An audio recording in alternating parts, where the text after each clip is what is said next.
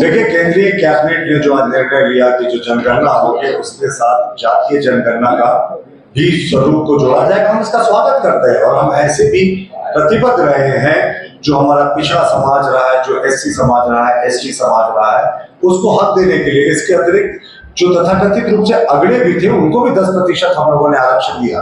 तो ये जातिगत जनगणना के साथ जो जातिगत का भी कॉलम जुड़ेगा, केंद्रीय कैबिनेट का ये निर्णय ऐतिहासिक है, क्योंकि यही केंद्रीय कैबिनेट ने 1980 में मंडल कमीशन की रिपोर्ट जब उनको दी गई थी, कांग्रेस की दो सरकारें थी, 1990 तक दबा कर रखा था। तो कांग्रेस का पिछड़ा विरोधी स्वरूप तो हम देख ही चुके हैं और एससी एसटी को उन्होंने कभी अधिकार देने का प्रयास नहीं किया।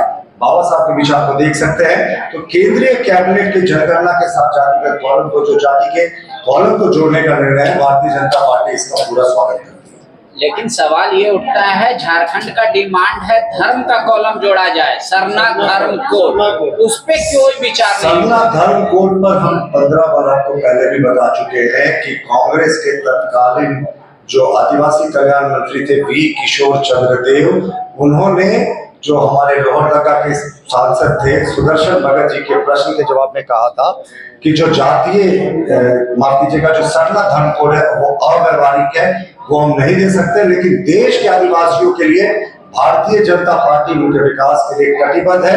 हमने प्रिमिटिव ट्राइब्स का भी ख्याल रखते हुए 36,000 करोड़ की योजनाओं की लॉन्चिंग की है। भगवान बिरसा मुंडा के जन्म दिवस को हमने जनजातीय शौर्य दिवस के रूप में पूरे देश में मनाया है और हम जनजातियों के लिए संथाली भाषा को 8वीं अनुसूची में जोड़ चुके हैं। आदिवासी कल्याण मंत्रालय हमारी सरकार ने दिया था, तो वो सिर्फ बातें बनाते हैं और हम ठोस कार्रवाई करते हैं। डॉक्टर इरफान अंसारी साहब को एक बार अपनी थोड़ी याददाश्त ठीक कर लेनी चाहिए, क्योंकि जहां तक हमारी जानकारी है कि संचिका में उनका ही अनुमोदन प्राप्त था डॉक्टर्स के प्रमोशन के संबंध में, और उसमें जो तत्कालीन मौजूदा अपर मुख्य सचिव स्वास्थ्य है उनका भी अनुमोदन प्राप्त था। डायरेक्टर ने तो सिर्फ इस आदेश को जारी किया।